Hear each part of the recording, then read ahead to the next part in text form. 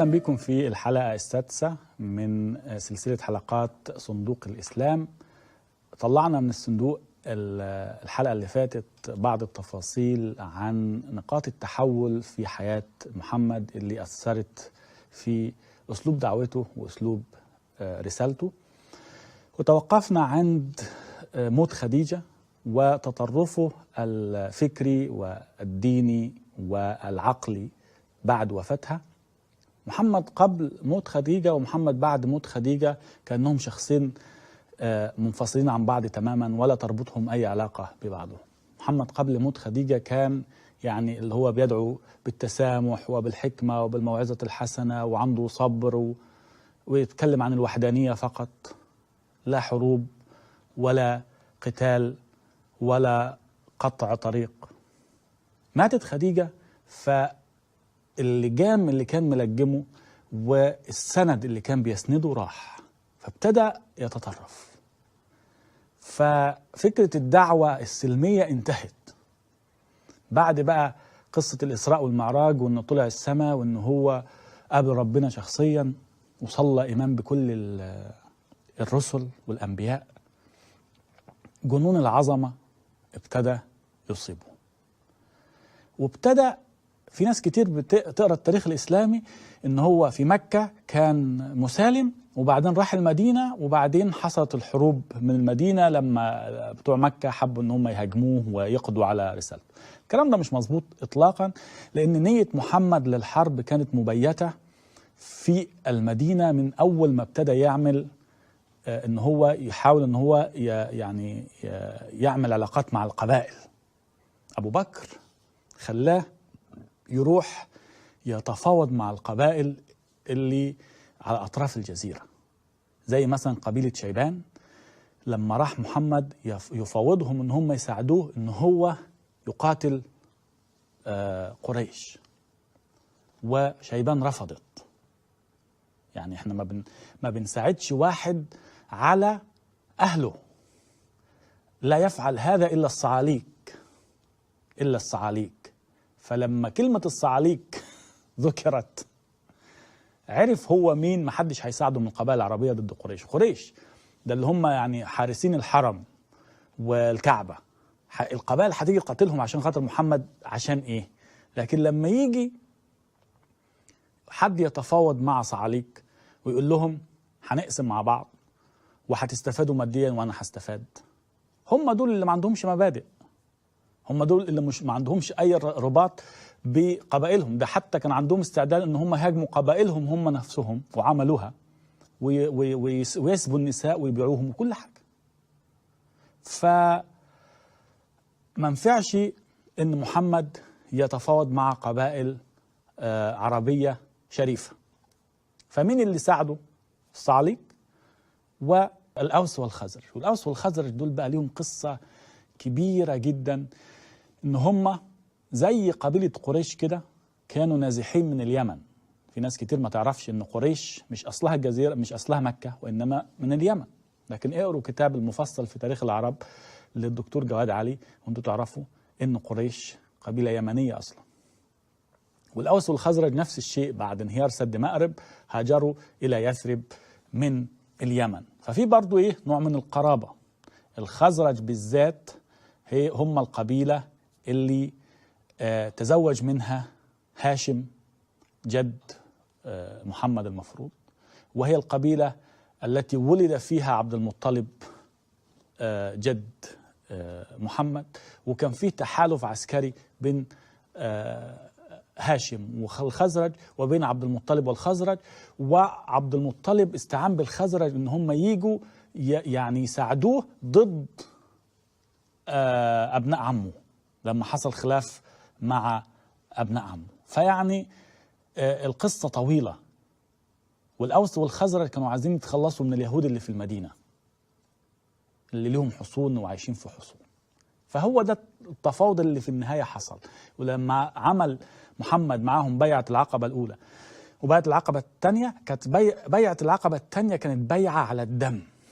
طب الدم ده كان مين اللي ناوي عليه؟ واللي بيعمل تحالف عسكري بيعمله مش على أساس إن هو ناوي على حرب. وده اللي حصل بالظبط.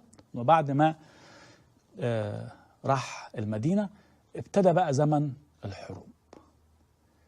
في آخر 8 سنين في حياة محمد فيه ما بين 70 إلى 90 حرب، غزوة وسرية وحروب، ما بين 70 إلى 90 في آخر 8 سنين بس. ده معناه إيه؟ ده معناه إن كل شهر حرب، كل شهر حرب جديدة. ويقول لك إن هو أرسى دولة الإسلام وعمل دستور المدينة وعمل مش عارف إيه وبقى خلاص دين الرحمة. هو في دين رحمة بيعمل كل شهر حرب؟ طب هيجي له وقت امتى ان هو يتكلم بقى عن مكارم الاخلاق ويتكلم عن فحياته، نهاية حياته كانت حروب. ويمكن هو ده كان اخر غار بيستخبى فيه محمد، وعشان يثبت ان هو له قيمة وان كل اللي رفضوه كانوا مخطئين. هو كان يبحث عن قبول قريش، ده كان أهم شيء عنده. واتكلمنا في الحلقة السابقة عن حديث الغرانيق، إن هو حتى خلى القرآن غير فيه عشان يمدح آلهتهم عشان يقبلوه. هو دي كانت أزمته كشخص منبوذ من قبيلته ومن قريش، إن هو نفسه إن هم يتقبلوه. فحاول بالدعوة ما نفعش، حاول إن هو يمدح آلهتهم ما نفعش. ففي النهاية ما كانش غير الحرب بس هي والنجاح العسكري هم اللي خلوه إن هو يكون له هذه السطوة. فلذلك هو لما رجع مكة فاتحا ب10,000 جندي، فعلا ما انتقمش منهم انتقام جماعي. هو ما قالش اذهبوا فأنتم الطلقاء، الحديث ده ضعيف وملوش أي أساس، لكن هو فعلا ما دبحش فيهم، بس فرض طبعا حطم الأصنام وفرض سيطرته. وأنا كنت عملت محاضرة في القاهرة من 2 عن الفاشية الإسلامية، وكنت ذكرت أن الفاشية الدينية بدأت في الإسلام يوم فتح مكة، والدنيا اتقلبت بقى ساعتها، وتهديدات بالقتل والقنوات السلفية والإخوان والدنيا والشيخ أبو إسحاق الحويني. فكنت بقول إن رجوع محمد لمكة هو بداية الفاشية الإسلامية. ليه بقى؟ لأن مكة كانت فيها تعددية دينية وثقافية، وكان أي حد عايز يعبد أي حاجة موجود، اللي يهودي يهودي والمسيحي مسيحي واللي بيعبد الإله الفلاني. كان في تعدد، والكعبة كان فيها كل شيء، كان فيها حتى صور للمسيح، كان فيها أيقونات مسيحية، وكل العرب كل اللي له إله كان حط، فعايشين هم من التسامح ده. فهو جاء كسر كل الأصنام دي ومنع، لكن في الوقت نفسه ما عاقبش قريش. يعني ذبح الجارية المسكينة اللي كانت بتقول شعر فيه، جارية ابن خطل، وذبح ابن خطل نفسه وهو متعلق بأستار الكعبة، لكنه عفى عن هند زوجة أبي سفيان. ليه؟ عشان محتاج بني أمية، عشان لسه مشروعه ما كملش، وعايز يحتل الجزيرة العربية كلها وما وراء الجزيرة العربية. فالبراجماتية بقى، اللي هو الشخص اللي بيعمل حسابات، المسكينة تتقتل، واللي عمل كارثة ما يتعاقبش. المرأة المخزومية لما سرقت قطع ايديها، مسكينة. لكن خالد بن الوليد اللي راح غار على قبيلة مسلمة كاملة وقتلهم وأخذ كل متاعهم، لما وصل لمحمد هذا الخبر كان المفروض بقى يقوم عليه الحد ويقطع أيديه وأرجله من خلاف أو ينفيه من الأرض أو يعمل فيه، لكن هو محتاجه قائد عسكري. فبس رفع ايده للسماء وقال اللهم إني أبرأ إليك مما فعل خالد، وقالها 3 مرات. ده إنسان أرسى، دعائم العدالة والمساواة بين البشر. هل هذا قضاء يعني يستمر ان احنا نحكم بيه وان احنا نعيش على اساسه؟ لا، هو كان راجل بيتصرف بانتهازية بعض الأحيان، ودي انتهازية، انه يعاقب امرأة مسكينة سرقت حلي من بني مخزوم ويقطع ايدها، وان هو يسامح خالد بن الوليد ويقول بس اللهم اني طب والناس اللي ماتت، طب فين ديتهم حتى يا اخي؟ مفيش. قتلهم متعمدا عشان كان بينه وبينهم عداء مسبق قبل الإسلام. لا. اللي كان بدأ على أساس أنه هو دعوة إلى الله والوحدانية ورسالة سامية تغيرت تماما وبقت بيزنس حروب. خالد بن الوليد بيجيب لي غنايم، ما أقدرش أتخلى عنه، ما أقدرش أن أنا أعاقبه، هخسر. المرأة المخزومية تموت مش مشكلة أو تتقطع إيديها، الست اللي قالت شعر في النبي تتقتل، لكن محمد ما قتلش ولا واحد من بني هاشم من اللي هم شتموه. ليه؟ خايف عليهم، عايزهم فيما بعد. فلذلك هو لما دخل مكة قال لك ايه؟ من دخل بيت ابي سفيان فهو امن، ولسه كان اهدر دم مراته، بس مع ذلك قال لك من دخل بيت ابي سفيان فهو امن. عايز بني اميه، وبني اميه هم اللي جم بقى ايه؟ سيطروا على القصة فيما بعد، وهم اللي هيغيروا تاريخ الاسلام بصورة كاملة جدا. محمد اتكلم في كل امور الدنيا والاخرة، ما سابش موضوع ما اداش المؤمنين به نصايح وارشادات. كل كبيرة وصغيرة في حياتهم اصبح يسيطر عليها باحاديثه يعني وانت بتاكل تقول ايه؟ لازم تقول بسم الله الرحمن الرحيم. مش عارف تعمل ايه قبل الاكل، بعد الاكل تعمل ايه، وانت بتتوضى تعمل ايه، وانت بتتوضى خلي بالك لو في حته من ايدك ما اتغسلتش كويس هتتحرق يوم القيامه. تتوضى تغسل ايدك 3 مرات وفي مكان ما فيهوش ميه اصلا، والميه شيء نادر، حاجه زي الوسواس القهري كده، بس هو الشيء النفسي ان هو ازاي يسيطر على الناس بعد ما كان منبوذ، وبعد ما كان بيقولوا عليه غلام ابي طالب، وبعد ما كانوا محدش يعني يقولوا عليه مجنون، يقولوا عليه افاق. ابتدى ان هو يعني جنون العظمه يسيطر عليه، ان هو يسيطر على كل صغيره وكبيره. حتى ان في حد من المشركين كان بيقول لواحد من المؤمنين، والحديث ده موجود في صحيح مسلم في كتاب الطهاره في باب الاستطابه. واحد من المشركين بيقول له لقد علمكم نبيكم حتى الخراء، يعني لا مؤاخذه في اللفظ، يعني النبي بتاعكم بيعلمكم انتوا تشخوا ازاي. فالراجل رد عليه قال له اجل، يعني فرحان، لقد علمنا كيف نستنجي فلا نستنجي بالعظم ولا نستنجي مش عارف يعني تخيلوا يعني الناس دي ما كانتش عارفه لحد دلوقتي ازاي ان هي تتعامل مع لا مؤاخذه يعني الخراء، ومحتاجين نبي ان هو يشرح لهم كيف يكون الخراء، ويبقى هم دول اللي علموا البشريه النور والهدايه واضاءوا البشريه وعملوا حضاره لا مثيل لها في يعني كل شيء، الأكل والشرب والنوم والميراث، ما سابش صغيرة ولا كبيرة ما تحدث عنها. إيه اللي سابه بقى ما تحدث عنه لحد ما مات؟ وده لغز كبير جدا، لغز كبير جدا، إن محمد ما قالش اللي هيحصل بعده، مين اللي هيحكم وهيحكم إزاي، وما هي الأسس، ما هي قواعد الحكم في الإسلام. مفيش. ودي برضو من علامات جنون العظمة، إن محمد ما كانش بيفكر في الوقت بعد ما يموت، لأنه هو كان يقول لك بعثت أنا والساعة كهاتين، يعني أنا وقيام الساعة كده، يعني ربنا مستنيني عشان يخلص الفيلم. فما كانش في متخيله في حاجة اسمها بقى إنه هيموت والحياة هتستمر. فما قالش مين اللي يحكم، ودي كارثة كبيرة جدا لسه العالم الإسلامي بيدفع ثمنها لحد النهاردة. انقسام الشيعة والسنة يعني كان سبب رئيسي إنه ما قالش مين يحكم ولا يحكم على أي أساس، ما حطش قواعد. القرآن بيقول للراجل يتصرف إزاي مع مراته في المحيط، لكن ما بيقولش مين اللي يحكم المسلمين ويحكمهم على أي أساس بعد النبي ما يموت. مفيش، سابها كده ايه عايمه. هيقول لك بعد كده لحكمه لا يعلمها الا الله، اي حاجه ما في الاسلام كده هيقول لك دي حكمه لا يعلمها الا الله. هو في كده واحد جاي بيقول انا اخر رسول، بعد ما فيش حد تاني، ما فيش رسالات تاني جايه، اخر كلام قبل ربنا ما يسكت للابد قاله لي انا. فيجي الحاجه اللي هتنظم حياه المسلمين بعد كده، اللي هي اهم سؤال،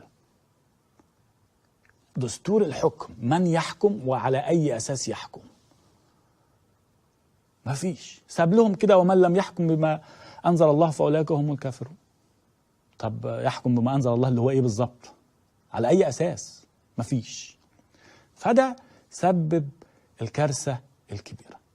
فلذلك أنا من رأيي إن أي حد يحب يحكي قصة حياة محمد المفروض يحكيها من يوم ما ماتوا، لأن يوم ما ماتوا هو اللي أثر في التاريخ الإسلامي أكتر من أي يوم تاني. ليه؟ لأن سؤال من يحكم هو اللي خلى الانشقاق اللي حصل بين المسلمين إلى الأبد لحد النهاردة، والمشاكل اللي احنا شايفينها النهاردة في سوريا وفي العراق وفي لبنان وفي اليمن وبين السعودية وإيران وحروب الخليج. كل ده كان أساسه إن بعد ما مات النبي مين اللي أحق بالخلافة؟ علي ولا أبو بكر؟ ده السؤال اللي طرح في السقيفة بعد موت النبي. قصة موت النبي في يعني بيتجنبوها كتير الشيوخ عشان فيها علامات استفهام غريبة جدا. النبي كان بيتمنى إن هو يموت شهيد، وحتى بيقول إن هو يتمنى إنه يموت في المعركة ويبعث ويرجع تاني يموت شهيد ويموت في المعركة ويبعث، يعني ده كان حلم. لكن هو مات عنده حمى وعلى الفراش وبيقول أنا اتسميت. طب مين اللي سممك؟ قال لك المرأة اليهودية سممتني. طيب يا عم الحاج، هو أنت مت المفروض سنة 11 هجريا، هل كان في يهود في المدينة أصلا في الوقت دون؟ كانوا من 4 سنين آخر يهود انت طردتهم من في المدينة، آخر يهود انت طردتهم بتوع بني قريظة سنة 627، يعني قبل 5 سنين، وخيبر قبل 4 سنين. قال لك المرأة اليهودية بتاعت خيبر قدمت لي شاه مسمومة. طب الكلام ده من 4 سنين، حد بيموت بعد 4 سنين فجأة كده عن سم أكله من ما فيش الكلام ده. فده بيطرح برضو، طرح القصة دي طرحت تساؤلات برضو الشيعة والسنة اختلفوا فيها. فعبد الله بن مسعود بيقسم 3 مرات لقد قتل رسول الله، 3 مرات أقسم عبد الله بن مسعود. طيب مين اللي قتله؟ مش ممكن تكون المرأة اليهودية اللي الكلام ده كان من 4 سنين. وبعدين الشيعة جم وقالوا عائشة هي اللي سممته بمعرفة أبو بكر وعمر وحفصة، لأن هم كانوا عايزين يتخلصوا منه لسبب ما. إيه السبب اللي كان ممكن يكون إن حد عايز يتخلص منه؟ إن هو قبل ما يموت جهز جيش لمحاربة الروم وعين عليه أسامة ابن زيد ابن حارثة. أسامة ابن زيد في الوقت ده كان عنده 18 سنة. عمر بن الخطاب اتجنن لما سمع إن قائد الجيش والنبي يعني في آخر عمره بيخلي قائد الجيش أسامة بن زيد 18 سنة. طب ومال عمر وأبو بكر والناس اللي مستنية البيزنس كتر، والخراج والجزية والزكاة ما شاء الله، يعني الموضوع كبير. أسامة بن زيد، طب أسامة بن زيد صديق علي بن أبي طالب. هيبقى كده محمد لو هيجي يخلي خليفة بعده هيبقى مش من سكة عثمان، مش هيبقى من سكة أبو بكر وعمر. فكده المشكلة هيبقى إن علي إن ممكن يمسك الخلاف وأبو بكر يرفض تماما، وكان بيتخانق مع علي بن أبي طالب كتير وبينهم خلافات.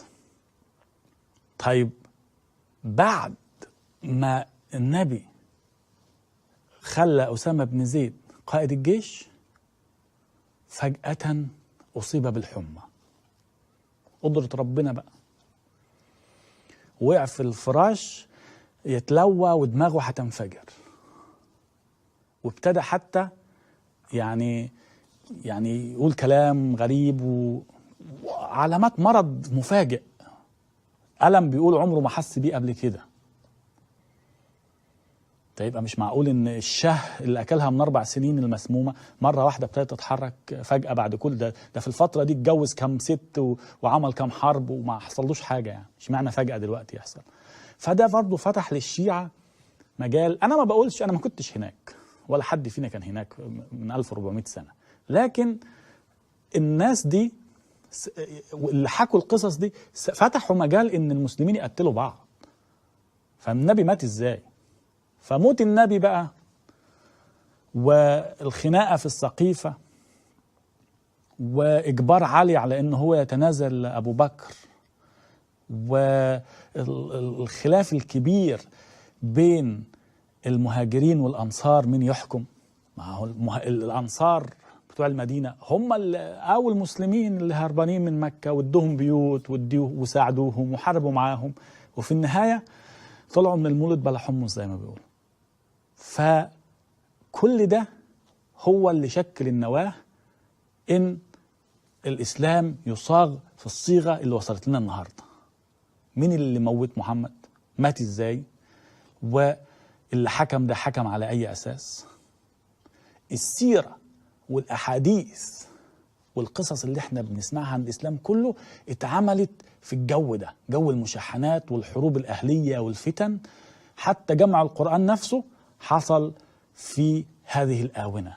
فمستحيل يكون التراث اللي وصل لنا من البيئة دي يكون تراث بيصف حقائق فعلا، وإنما بيصف مشاحنات وصراعات سياسية. وهو ده اللي هنتكلم فيه في الحلقات القادمة. انتظرونا على قناة اليوتيوب حامد.tv وعلى الفيسبوك صندوق الإسلام. نراكم على خير.